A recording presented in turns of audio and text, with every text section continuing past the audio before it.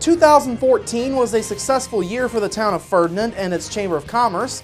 More from last night's banquet. Plus, local legislators are assigned to committees ahead of the upcoming 2015 legislative sessions, and Ashley Niehaus discusses 4-H enrollment tonight on Inform. All of that and much more is up next here on the 18 WJTS News.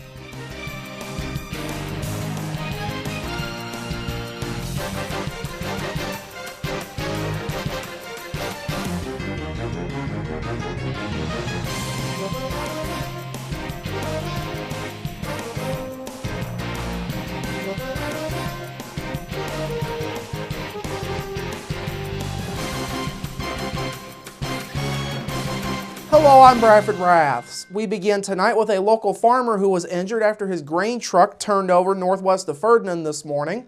At around 9:15 a.m., Du Bois County Sheriff's deputies were called to the 9500 block of Ferdinand Road Northwest on the reported single vehicle accident. Sheriff's deputies say 76-year-old Bernard Brinkman of Ferdinand had been traveling along Ferdinand Road Northwest near County Road 75 East when his truck went off of the roadway to the right for an unknown reason. The truck then turned over onto its passenger's side, spilling the load of sawdust that it had been carrying into a residential yard. Brinkman was taken to Memorial Hospital for treatment of a minor laceration to his head.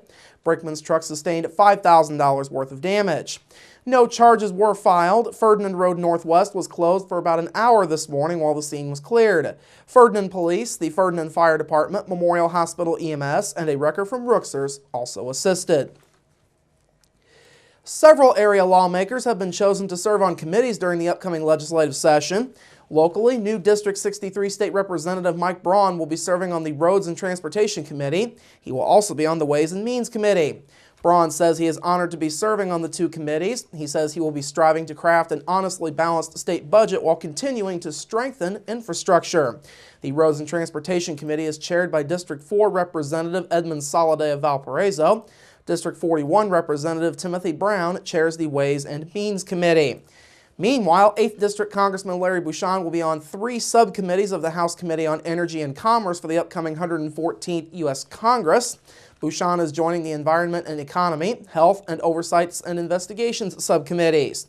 Bucshon says he looks forward to continuing the bipartisan record of success on the subcommittees.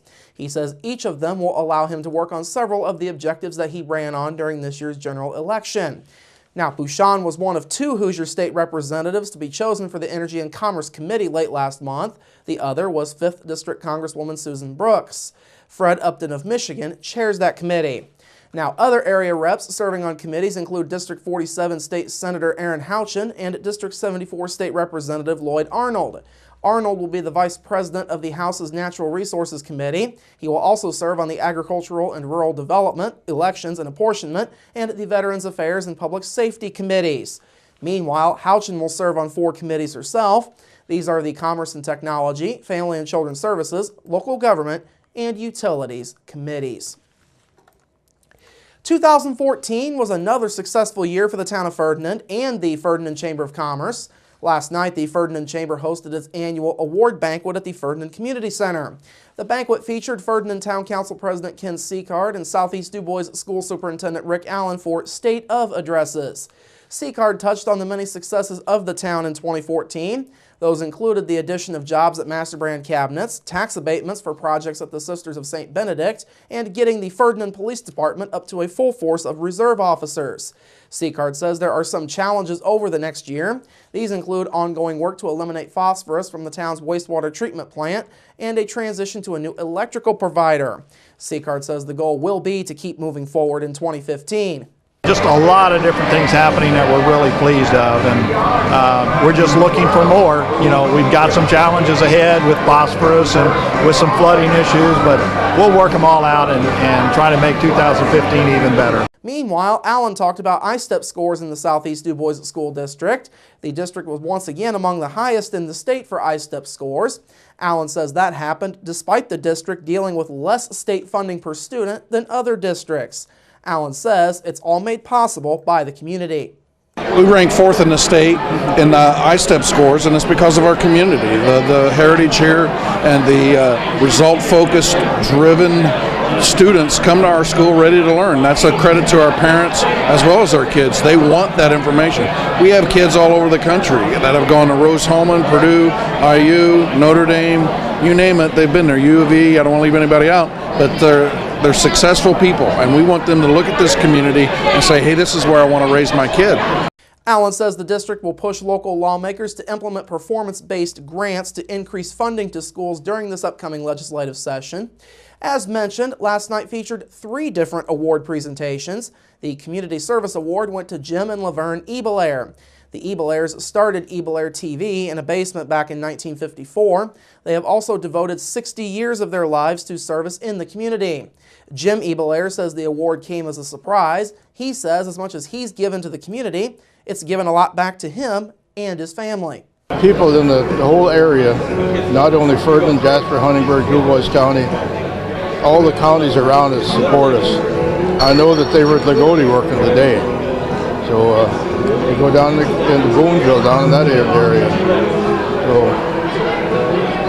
it's been good for us. Jim and Laverne's son, Scott Ebelair, was honored as the Distinguished Forest Park alumnus last night. Ebelair, who is currently the St. Anthony Fire Chief, graduated from Forest Park in 1978. Finally, outgoing Ferdinand Chamber President Ed Tolucci was presented a special plaque thanking him for his service and a spirit of giving. Tolucci is moving back to Indianapolis in the near future. Now, the Ferdinand Chamber had a very successful year as well. The Chamber is now up to 161 members. Finally this evening, an Orange County couple was airlifted to a Louisville hospital following an early morning home invasion, and Indiana State Police are looking for those responsible. At about 2:45 this morning, Orange County Dispatch received a call from 54-year-old Robert Meehan of West Baden Springs. Meehan told authorities he needed medical help after he had been stabbed inside of his home in the 900 block of Main Street.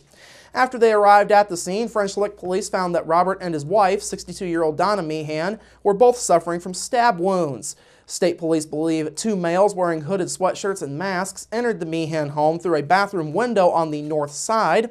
After entering the home, the 2 men demanded money and medications. When Robert Meehan refused to comply, he was stabbed in the abdomen and leg. Meanwhile, Donna Meehan sustained a stab wound to the neck. The Meehans were taken to IU Health Hospital in Paoli and were later taken to University of Louisville Hospital for further treatment. Robert Meehan is listed in stable condition. Donna Meehan was released earlier this morning after being treated. Now, authorities are currently looking for 20-year-old Tanner Stickney and 21-year-old Cody Lake, both white males. State police believe they are traveling in a silver 2002 Pontiac with a printed sticker on the back window which says Grand Prix or Grand Am. The car has an Indiana license plate with the number SDR225. Police say the 2 men were last seen at the Bloomington Walmart this morning. They are considered armed and dangerous. Anyone who has any information is asked to call the Indiana State Police Jasper Post at 482-1441. The French Lick Police Department and Orange County Sheriff's deputies are assisting Indiana State Police. All right, coming up after the break, your local forecast, sports with Kurt Gutgsell, and Inform with Ashley Niehaus. That's all up next here on the 18 WJTS News. Local people watching local people.